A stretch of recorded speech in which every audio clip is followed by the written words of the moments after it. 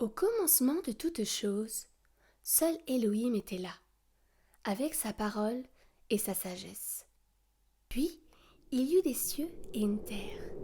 Et patatras, quelque chose se passa, un événement qui rendit la terre tohu et bohu. La ténèbre était sur les faces de l'abîme, et l'esprit d'Elohim planait sur les faces des eaux.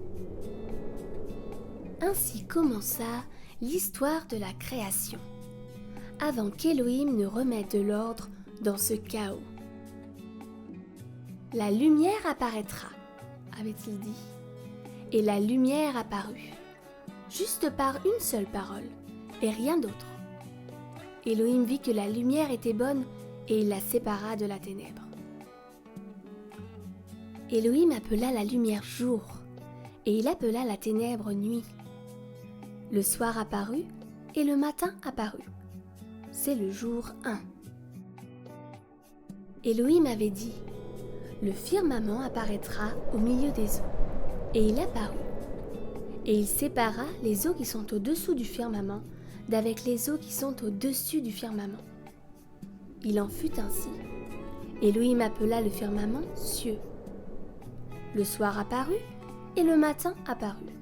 C'est le jour second.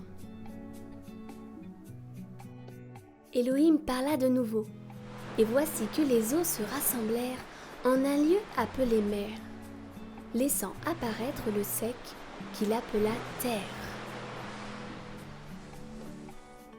Elohim décida de faire pousser sur la terre de la végétation, de l'herbe, des arbres, des fruits, chacun selon son espèce, et surtout possédant de la semence en lui-même. Il en fut ainsi, et de 3.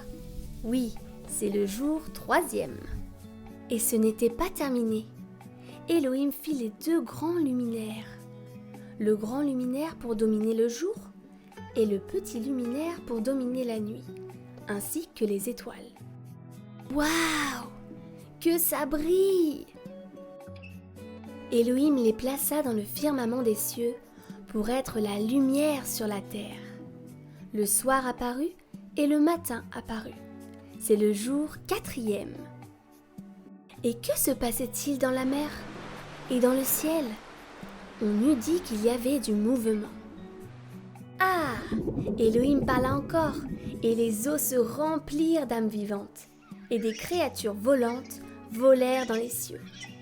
Il donna l'ordre aux âmes vivantes de se multiplier dans les eaux, et aux créatures volantes de se multiplier sur la terre. Encore une création. Le soir apparut et le matin apparut. C'est le jour 5e. Les créatures volantes dans le ciel, les animaux dans la mer, les arbres sur la terre, et les animaux terrestres alors. Toujours par une seule parole, Elohim trouva bon de les créer, chacun selon son espèce. Et l'être humain? Pas de panique, Elohim le créa aussi, et à son image bien sûr, selon sa ressemblance et non celle des animaux. Il commença son ouvrage, non pas avec sa parole cette fois-ci, mais avec ses mains. Yahweh Elohim forma l'être humain à partir de la poussière du sol. Il souffla dans ses narines le souffle de vie, et l'être humain devint une âme vivante. C'est merveilleux! Elohim les créa non pas mâle et mâle, ni femelle et femelle, mais mâle et femelle. Il les bénit et leur donna l'ordre de peupler la terre, de dominer sur les animaux et de se nourrir des fruits de tous les arbres. Et voilà, pour Elohim, tout cela était bon. Le soir apparut et le matin apparut. C'est le jour le 6e. Magnifique, parfait, excellent. Puis vint le 7e jour. Elohim accomplit le 7e jour son œuvre qu'il avait faite, et il se reposa au 7e jour de toute son œuvre qu'il avait faite. Elohim bénit le 7e jour et le sanctifia, parce qu'en lui, il se reposa de toute son œuvre qu'Elohim avait créée en la faisant.